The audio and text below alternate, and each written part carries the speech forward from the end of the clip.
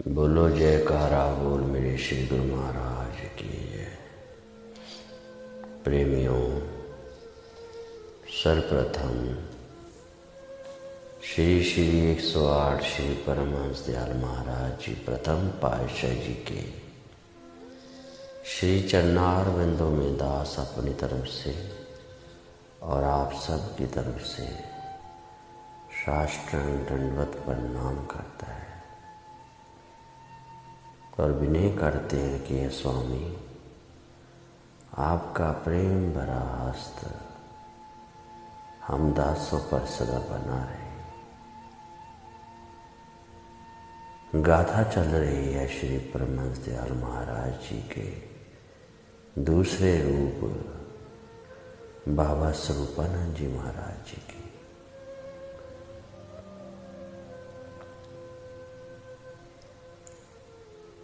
श्री परमहंस दयाल महाराज जी ने अनेकों वरदान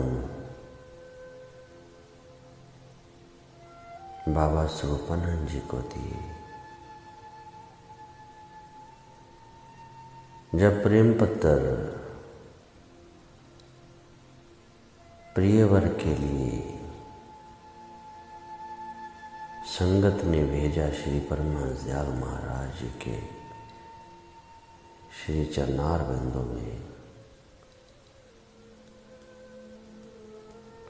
तो नम्रता पूर्वक वो जो प्रेम पत्र था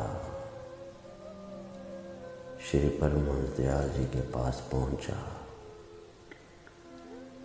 तो दया निधान प्रभु ने अपने शिष्य की घोर तपस्या का समाचार पढ़कर अपने नेत्रों से अश्रुधारा बहानी शुरू कर दी।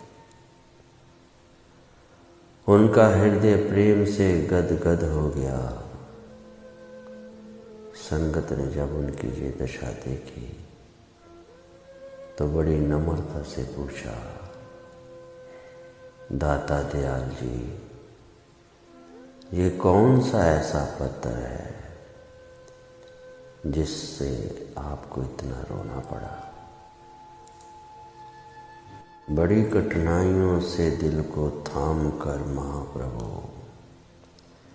मेरे श्री परमहंस दयाल महाराज जी बोले, ये पत्र आगरा से आया है।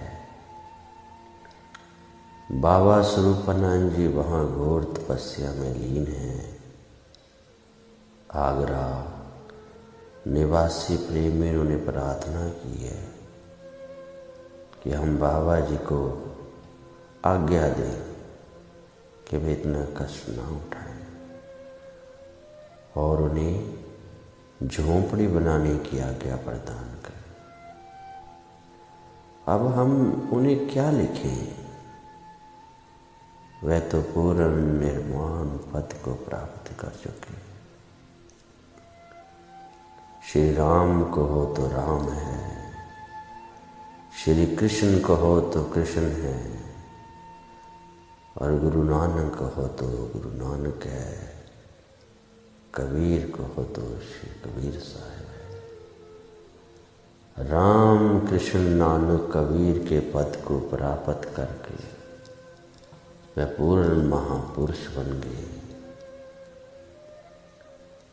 आगरा निवासी भक्तों को हमारी ओर से ये लिख दीजिए कि उनकी मौज में कोई दखल ना दे। उनकी मौज ही हमारी मौज है कि उसी रोज अखंड समाधि में कुछ अद्भुत रूप में लीन हुए। वो घोर तपस्या देख देख सेवक जन दुखिया दीन हुए।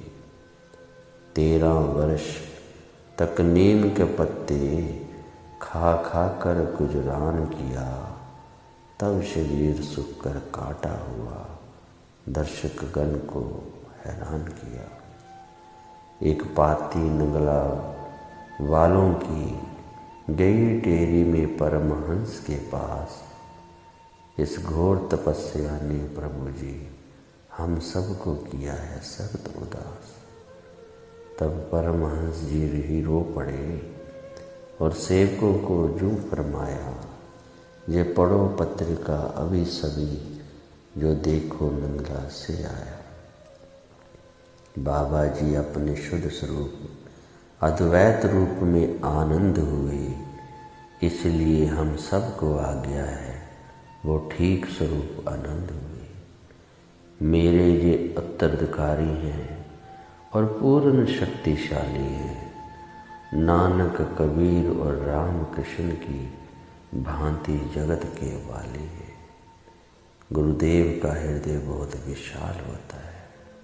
अपने शिष्य की आध्यात्मिक उन्नति को देखकर जो प्रसन्नता सतगुरु को होती है, उसका अनुमान भला कोई कैसे लगा सकता है। गुरुदेव के शरीर के रोम रोम से अपने शिष्य के लिए आशीर्वाद निकलता है। श्री परमहंस दयाल महाराज जी के मुख से सहसा वचन निकले, तू करता तू भया, मुझ में रही न हो, वारी तेरे नाम तो जित देखूं उत तू। इस प्रकार तपस्या करते लगभग 13 वर्ष बीत गए। एक दिन श्री परमहंस दयाल महाराज जी ने टेरी निवासी कुछ भक्तों को आज्ञा दी कि आगरा में जाकर बाबा स्वरूपानंद जी को बड़े आदरपूर्वक ले आओ, उनकी सेवा का विशेष ध्यान रखना। श्री परमहंस दयाल जी श्री महाराज जी को बड़े प्यार से बाबा जी कहकर पुकारते थे। श्री परमहंस दयाल महाराज जी की आज्ञा का पालन करते हुए कुछ प्रेमी आगरा आए तो उन्होंने वहाँ एक विचित्र दृश्य देखा कि श्री महाराज जी ने पद्म आसन के चारों ओर घास उगी हुई है। उनका पवित्र शरीर इतना कमजोर हो चुका है कि सूख कर लकड़ी के समान हो गया। शरीर की दुर्बलता इतनी ज़्यादा थी कि भक्त बड़ी मुश्किल से एक पालकी बनाकर उसमें रुई रखकर रेलगाड़ी द्वारा आपको टेरी में ले आए। श्री महाराज जी ने आपके गुरुदेव अपने गुरुदेव के श्री चरणों में दंडवत प्रणाम किया। अपने योगतम शिष्य को पाकर श्री परमहंस दयाल जी महाराज जी का खुशी का कोई ठिकाना न रहा। गुरुदेव की आज्ञा अनुसार आपके शरीर की बड़े प्रेम से सेवा और देखभाल की जाने लगी। थोड़े ही समय में आप बिल्कुल स्वस्थ हो गए। ऐसे हैं मेरे परमहंस दयाल महाराज जी ने, जिन्होंने घोर तपस्या करके हम जीवों के कल्याण के लिए कितने कष्ट उठाए।